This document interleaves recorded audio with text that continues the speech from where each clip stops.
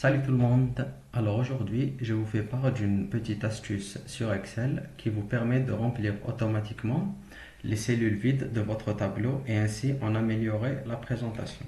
Nous remarquons que dans notre exemple sur les ventes de téléphones portables sur différentes villes et différents pays, cette présentation ne nous sera pas d'une grande aide pour effectuer des tableaux croisés dynamiques ou autres manipulations.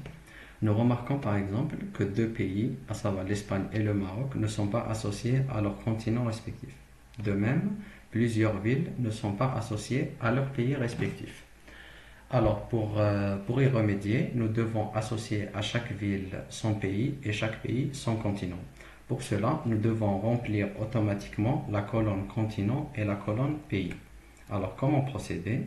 Premièrement, nous faisons un clic droit sur les colonnes concernées, choisir l'option Rechercher et sélectionner, puis Cellule vide, puis appliquer la formule nécessaire et enfin CTRL OK pour finaliser.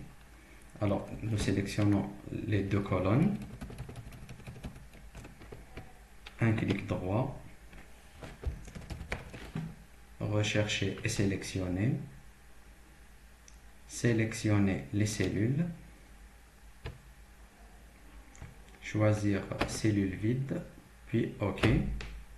Alors pour la formule, il s'agira d'appliquer la valeur précédente, c'est-à-dire chaque cellule vide prendra en considération la valeur qui la précède ou la phrase qui la précède. Donc égal B4, puis CTRL OK. Nous remarquons que les cellules vides ont été automatiquement remplies en fonction de la cellule précédente. De ce fait, si nous actualisons le tableau croisé dynamique, nous obtenons un tableau régulier. Donc, nombre. Et nous avons notre TCD qui est mieux présenté que le précédent. Alors voilà en gros comment améliorer la présentation du tableau par cette astuce. Dans la prochaine vidéo, nous verrons comment regrouper et compresser les tableaux, particulièrement lorsqu'il s'agit de tableaux volumineux avec plusieurs catégories et sous-catégories.